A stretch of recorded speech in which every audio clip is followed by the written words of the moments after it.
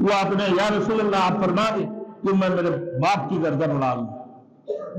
بیٹا کہنے لگا باپ کی گردن اڑا دے؟ کہ اللہ کے رسول کو ذلیل کہا اور مہاجرین کو یہ ذلیل کہا اور یہ اپنے آپ کو عزتدار سمجھتے ہیں. جب مدینہ کے قریب پہنچے اپنے تلوار کو نکال کرتے کہ میرے باپ، تو میرے باپ ہے کہ اللہ کے رسول کو تو نے ذلیل کہا اور مہاجرین کو تو نے ذلیل کہا کہ آپ بات کو پلٹ دے تو جب تک تو توبہ نہیں کرے گا یہ بات کو نہ نہیں پلٹے گا تب تک میں تجھے مدینے کے اندر گھسنے نہیں دوں گا، شہر مدینہ میں. کہہ دے. آپ نے دیکھا بھائی میرے بیٹا تو ہے واقعی اس قسم کی، یہ تو مخلص ایماندار ہے.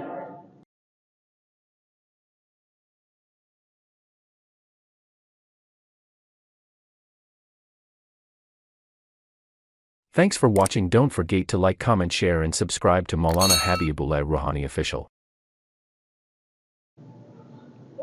پورا کائنات کی تمام تر چیزوں کی مالک کون ہے بھائی؟ اللہ تعالیٰ ہے. للہ ما فی السماوات و ما فی الارض.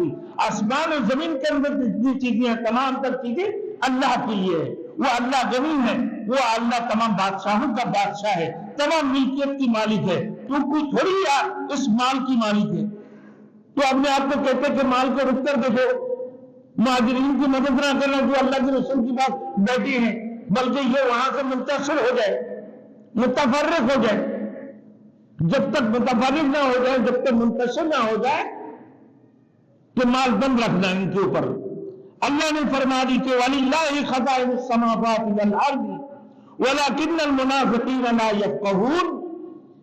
کہ آسمان اور زمین کی خزانہ یہ تو اللہ کے لیے ہے، اللہ کی ذات ہے تمام تر چیزوں کی مالک. لیکن یہ منافق باتیں نہیں سمجھتے ہیں. وَلَكِنَّ الْمُنَافِقِينَ لَا يَفْقَهُونَ. یہ منافقوں کی سمجھ نہیں ہے. اللہ کی ذات تو قادر مطلق ہے، وہ سپر پاور والے ہیں. إِنَّكَ عَلَى كُلِّ شَيْءٍ قَدِيرٌ. وہ اللہ کی ذات مختار کل ہے، وہ اللہ کی ذات قادر مطلق ہے، وہ پوری کائنات کی مالک ہے، پوری کائنات کو پیدا کرنے والی وہ اللہ کی ذات ہے. وہ خالق و مالک ہے، وہ رازق ہے. تو کیا ہے؟ اللہ نے تجھے مال عطا کی ہے، اولاد دی ہے، تو یہ تو عارضی ہے. اللہ نے تمہیں پاس امانت رکھا ہے، تو مسلمانوں سے کیسے مال کو رک کے رکھے گا؟ اللہ چاہے تو مسلمانوں کو بھرپور عطا فرما دے. تو بڑے بڑے باتیں کرتے ہیں. اللہ نے فرما دی ہے میرے دوستوں، مال و دولت، حکومت اور اقتدار اللہ نے مسلمانوں کو بہت عطا فرمایا. ایک وقت ایسے بھی ہے جب زکات لینے والا کوئی نہیں تھا، مسلمانوں کو اللہ نے اتنی مال و دولت عطا فرمایا، زکات لینے والا کوئی باقی نہیں تھا. کیا منافقوں کو یہ پتا نہیں کہ خزانوں کی مالک اللہ کی ذات ہے؟ تو یہ بہادری کرتے ہیں، تکبری کرتے ہیں. یہ سمجھدار نہیں ہے، کیونکہ سمجھنے کی طاقت اللہ نے چھین لی ہے.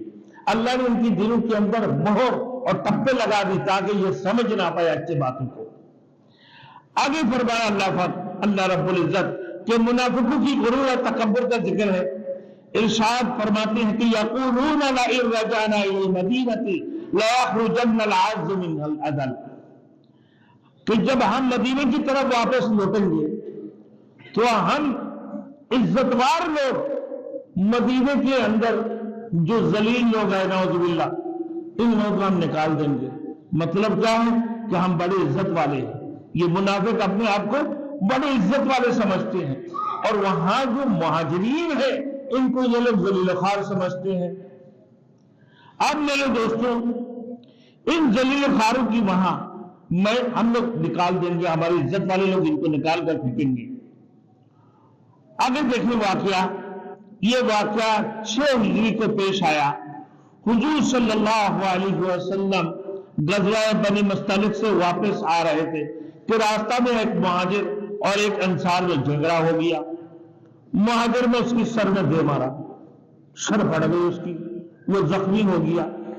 وہ آواز دینے لگا کیا ہے انصار کو، اور انصاروں میرے مدد کے لیے آ جاؤ، نعرے لگا دی. انصار بھائیوں میرے مدد کرو. ادھر سے مہاجر نے بھی آواز لگا دی میرے مہاجرین میرے مدد کر لو. کیا بولے یا لعن الانصار، اے میرے انصار بھائیوں میرے مدد کر لو. مہاجر نے بھی کہہ دیا بھائی یا بال دعوت نجار، اللہ کے رسول نے فرمایا کہ العالم الظاہرین، آئے مہاجرین ہمارے مدد کے لیے آ جاؤ۔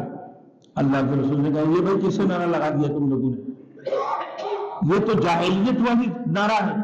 ایام جاہلیت میں اس قسم کے سلوک کیا کرتے تھے کہ آپس میں خاندان ایک دوسرے کی تعصب داری ایک دوسرے کے ساتھ نہ، اب یہ تم لوگوں نے بھی نعرہ لگا دی، اور یہ انصار بھی اللہ کے رسول کے ساتھ بنی مستالب کے سفر میں تھے۔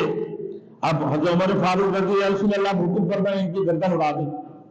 اب یہ کہنے لگا کہ تم لوگ مدینے میں آ جاؤ کہ ہمارے مدینے کی معزز جو عزت والے لوگ ہیں تم ذلیل مہاجرین کو یہاں سے نکال دیں گے۔ انصار کہنے لگا، اور عمر فاروق رضی اللہ تعالیٰ عنہ سن گیا رسول اللہ ہمیں حکم فرمائے ان کی گردن اڑا دیں۔ اللہ کے رسول نے فرمایا نہیں اس وقت نہیں، کیونکہ یہ ہمارے ساتھ سفر کی حالت میں تھے۔ اب حقیقت میں وہ منافق تھے، اللہ کے رسول کے ساتھ تھے۔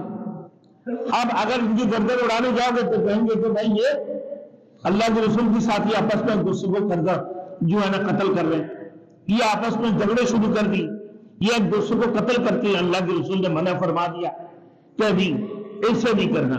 اللہ کے رسول نے پھر فرما دی کہ بھائی تم کس قسم کی جو ہے نعرہ لگاتی ہو نہ، پھر فرمایا اللہ کے رسول نے یتحدث الناس ان محمدا یقتل اصحابہ، تو ان کو چھوڑ دو کہ اگر تم ان کی گردن اڑاؤ گے تو یہ پروپیگنڈا کریں گے کہ بھائی یہ مسلمانوں میں آپس میں لڑائی ہوگی، یہ جھگڑے ہوگی، یہ ایک دوسرے کو خون خرابہ کر دیں محمد رسول اللہ صلی اللہ علیہ وسلم کی ساتھی۔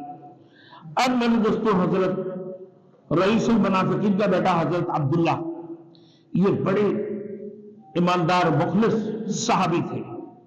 وہ آپ نے یا رسول اللہ آپ فرما دیں کہ میں میرے باپ کی گردن اڑا لوں۔ بیٹا کہنے لگا باپ کی گردن اڑا دے کہ اللہ کے رسول کو ذلیل کہا اور مہاجرین کو یہ ذلیل کہا، اور یہ اپنے آپ کو عزتدار سمجھتے ہیں۔ جب مدینہ کے قریب پہنچے اپنے تلوار کو نکال کرتے کہ میرے باپ تو میرے باپ ہے، کہ اللہ کے رسول کو تو نے ذلیل کہا اور مہاجرین کو تو نے ذلیل کہا، کہ آپ بات کو پلٹ دے کہ جب تک تو توبہ نہیں کرے گا یہ بات کو نہ نہیں پلٹے گا تب تک میں تجھے مدینے کے اندر گھسنے نہیں دوں گا، شہر مدینہ میں کہہ دے۔ اب دیکھا بھائی میرے بیٹا تو ہے واقعی اس قسم کی، یہ تو مخلص ایماندار ہے، ان کی ساتھ نہیں تھی یہ بھی۔ اب باپ سے کہتے نہیں کہ ذلیل یہ لوگ ہیں، اللہ کے رسول کے عزتوار ہے۔ حقیقت میں عزت والے کون ہے بھائی؟ اللہ ہے۔ عزت کس کے لیے؟ اللہ کے لیے۔ عزت کس کے لیے؟ اللہ کے رسول کے لیے۔ عزت کس کے لیے؟ مومنین کے لیے۔ تو فرمایا اب ایک واللہ لا تنقلب حتی تقر انک ذلیل ورسول اللہ عزیز، اللہ کی قسم میں تجھے اس وقت تک شہر میں داخل ہونے نہیں دوں گا کہ جب تک تو اقرار نہ کرے کہ تو ذلیل ہے، اور اللہ کے رسول باعزت ہے۔ جب باپ نے دیکھا کہ بیٹا اس معاملہ میں بڑے سنجیدہ ہے، وہ قتل کر دے گا اپنے باپ کو، تلوار نکال لی، تو وہ اسے اقرار کر کے جان چھڑانی پڑی۔